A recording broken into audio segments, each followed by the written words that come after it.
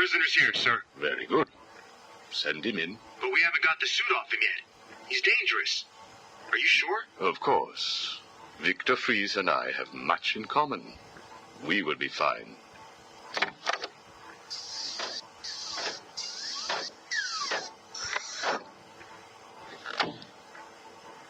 Welcome to my facility.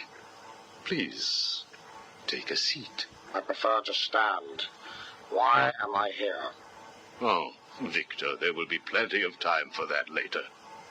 Right now, I wish to get to know you. Discover how you came to have such a frosty outlook on life. I have nothing to say to you. You may have taken my weapons, but my suit still has considerable offensive capabilities. I will freeze the marrow in your legs.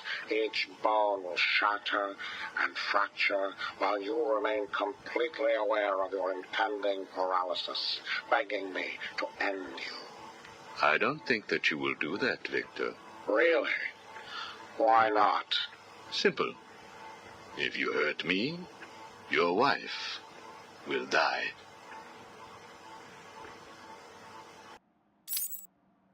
Where is she? Where is my wife? Nora is in safe hands. Now, let's discuss an incident from your childhood. No. Then this is over.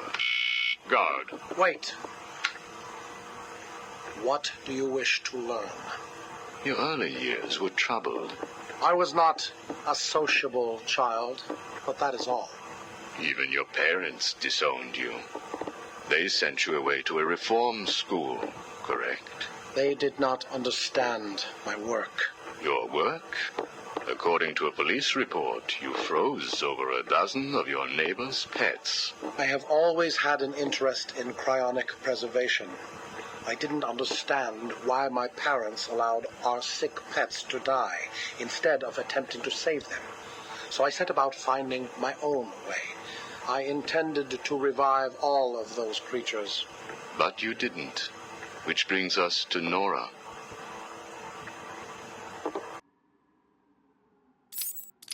Have you ever seen a flower die? Watched something that was once so beautiful, so full of life, collapse and rot from within? You refer to Nora's illness. It seems like yesterday when I first found her. It all happened so quickly. Suddenly, I was losing her. Did you seek help? What about your employer, Gothcorp? I hid it from them, diverting resources from Gothcorp's research in an attempt to find the cure. But in the end, I failed. Time was running out. I knew that if I was discovered, Nora would die. Why take that risk? Do you know what it is to love someone? To really love them? No. Nora was all I could think of. I reran the diagnostics, re-examined every detail from every angle, certain that I had missed something. I cursed myself for being so blind, so stupid. Surely there was a cure. I just needed more time. Then I realized what I had to do. I had worked without sleep for a week.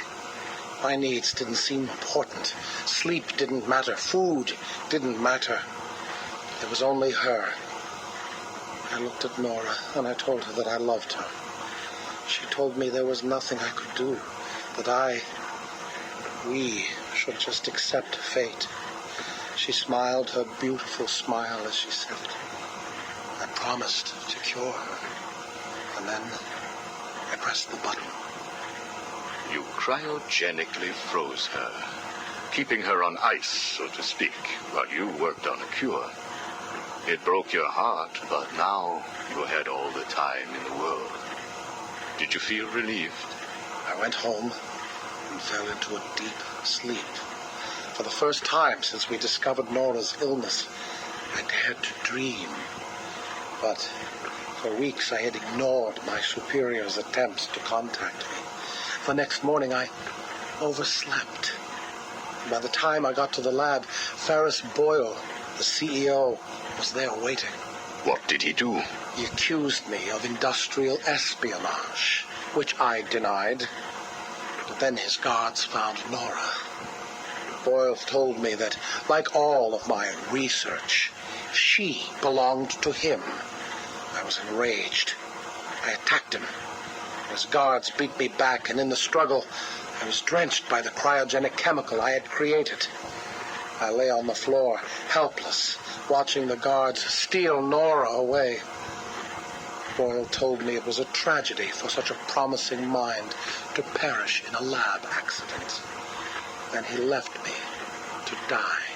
But you survived. The chemicals were absorbed into my body and transformed my metabolism. My body went numb. I felt a strange tingling, then searing pain all over. Each breath ignited my lungs.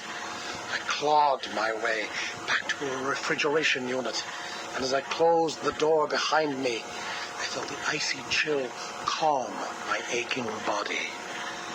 Things suddenly seemed clear. What seemed clear? Finding a cure for Nora? No. Revenge. Boyle would pay.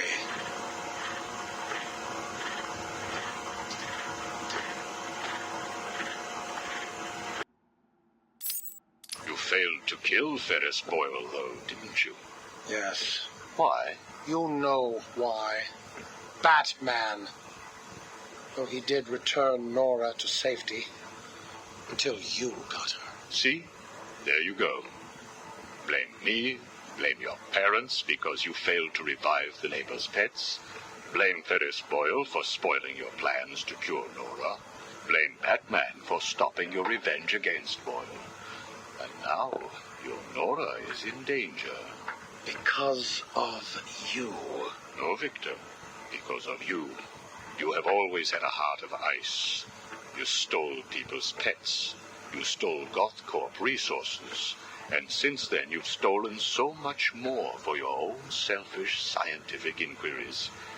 If you had shared your genius with others, devoted your energy to medicine instead of crime, perhaps your ice princess would be at home now, preparing you a hot meal, instead of being delivered to the Joker. No. You could have saved Nora a long time ago, Victor. It's all for her. Everything. I will get her back. And when I do, I'm coming for you. Thank you. We are done now. Nora.